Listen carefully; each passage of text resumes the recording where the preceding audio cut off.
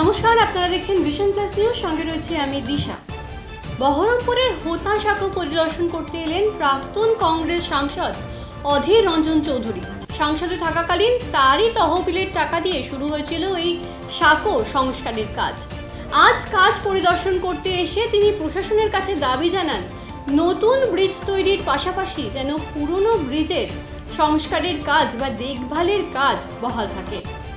এছাড়াও প্রাক্তন সাংসদ সংবাদ মাধ্যমের সামনে কি বললেন শুনুন। তবে হোতা সাঁকো আর বহরমপুর একে অপরের সঙ্গে পরিচিত। যখন থেকে বহরমপুরের জন্ম তখন থেকে হোতা সাঁকোরেরও জন্ম। এই হোতা সাঁকো বিশেষ করে বহরমপুর শহরের যেটা উত্তর পাট আছে, সয়দাবাদ থেকে আরম্ভ করে খাগড়া, এই বিস্তীর্ণ এলাকা, এদিকে কাশিমবাজার, এই যোগাযোগের একটা মাত্র রাস্তা হচ্ছে হোতা সাঁকো। ব্রিটিশ জমানায় তৈরি হয়েছিল হোতা সাঁকো। তখন এত গাড়িও ছিল না, এত মানুষও ছিল না, এত যাতায়াতও ছিল না।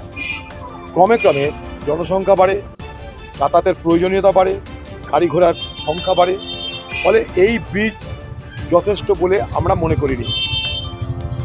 আমি যখন প্রথম বহরমপুর মিউনিসিপ্যালিটির দায়িত্ব পেয়েছিলাম, আমার মনে আছে, আমি প্রথম এই রাস্তাটায় আমি হেপার আলোর ব্যবস্থা করেছিলাম। তখন এখানটায় এতটা করে কাদা গর্ত ছিল এই রাস্তায়, সেটাকে ঠিক করে চওড়া রাস্তা করে যাতায়াতের ব্যবস্থা করেছিলাম, কিন্তু হোতা সাঁকো করতে পারিনি। আমি এমপি হওয়ার পর প্রশাসনের সঙ্গে কথা বলে, এখানকার জেলা প্রশাসন যারা দেখভাল করে তাদের সঙ্গে কথা বলে এই প্রস্তাবটা দিয়েছিলাম। এখানকার জেলা শাসক যিনি আছেন বা এখানকার প্রশাসন যারা আছেন তারা এটা মেনে নিয়েছিলেন, ফলে আমরা কিন্তু করতে পারছি। এই টাকাটা যখন আমি এমপি ছিলাম, এখন না, যখন ছিলাম তখন বরাদ্দ করা টাকায় এই কাজটা শুরু হয়েছিল। এই কাজটা সমাপ্ত হওয়া পর্যন্ত এটার উপর একটু দেখতে ইচ্ছা করে কেমন হচ্ছে না হচ্ছে, তাই এখানে চলে এসেছি।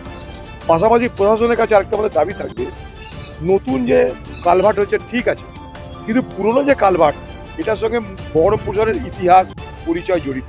তাই পুরনো যে কালভার্ট সেইটাকে রক্ষণাবেক্ষণ করে যাতে সেটাকে অন্তত চলাচলের জন্য বা রক্ষা করার জন্য, মানুষ এটাতে যাতায়াত করবে ঠিক আছে, এখানে ফুটপাত হবে, ফুলের গাছ বসবে, সব ঠিক আছে, কিন্তু যেটা আমাদের ঐতিহ্য, হোতা সাঁকো আমাদের ঐতিহ্য, সেই ঐতিহ্যটাকে বাঁচানোর জন্য প্রশাসনের কাছে আমাদের তত দাবি থাকবে যে এই নতুন সাঁকো করার সঙ্গে সঙ্গে, নতুন কালভার্ট করার সঙ্গে সঙ্গে পুরোনো যে কালভার্টের বাংলা যে সাঁকো, তাকে যেন রক্ষণাবেক্ষণ করে মেনটেন করে ঠিকঠাক করে দেওয়া হয়।